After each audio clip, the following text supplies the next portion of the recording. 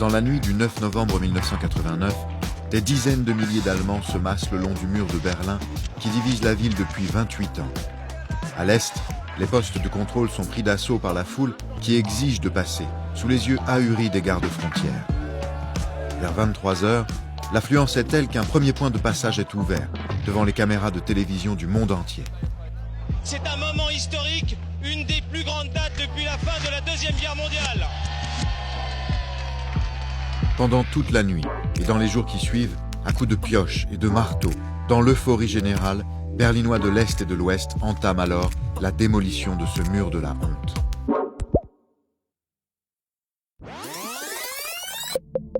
Au lendemain de la Seconde Guerre mondiale, l'Allemagne et sa capitale sont partagées en 4 zones d'occupation par les puissances victorieuses.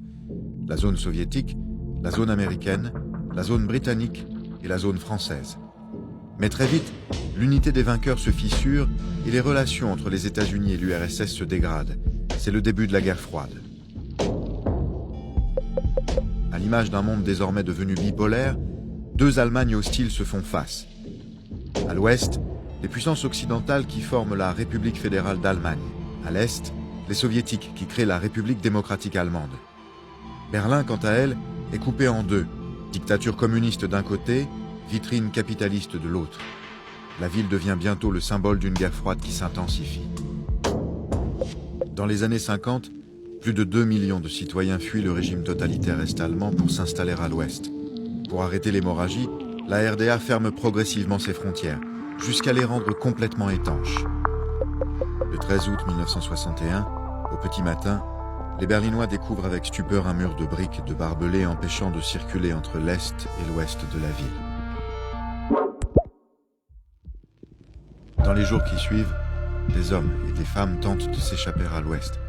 Ils se faufilent entre les palissades encore en construction ou sautent des immeubles qui longent cette sordide ligne de démarcation.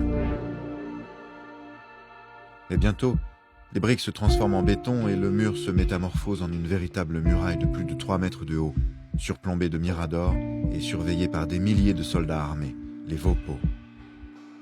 Les nouveaux travaux comporteront des barbelés, 10 mètres de terre labourée, 30 mètres de terrain nu, des barbelés, un champ de mine de 25 mètres, des barbelés, 130 mètres de terrain où toute végétation et toute construction auront été supprimées. Malgré les marches de protestation, les appels à la paix et les interventions politiques, les années passent et le mur demeure, froid, impénétrable, abject. Alors on redouble d'ingéniosité pour s'échapper.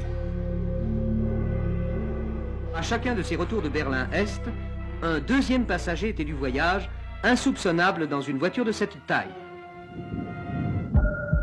Inlassablement, les familles et les amants qui ont été séparés continuent de se donner rendez-vous le long de cette absurde fortification pour échanger un signe ou un regard. Ils devront attendre presque 30 ans pour être enfin réunis.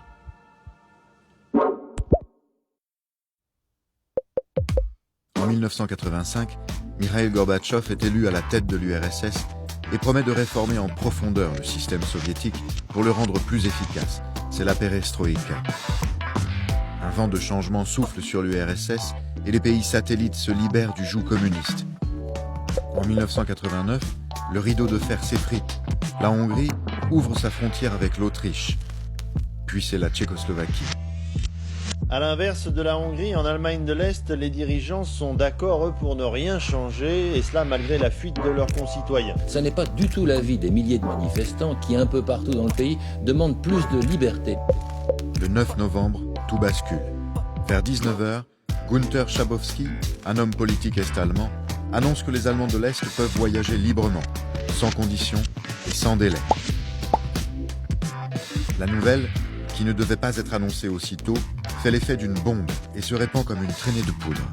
Historique, l'Allemagne de l'Est annonce ce soir l'ouverture totale de ses frontières pour les candidats à l'émigration avec la RFA et Berlin-Ouest, tant pour les candidats à l'exil que pour les voyages privés. En clair, c'est la fin du mur de Berlin qui est annoncée ce soir.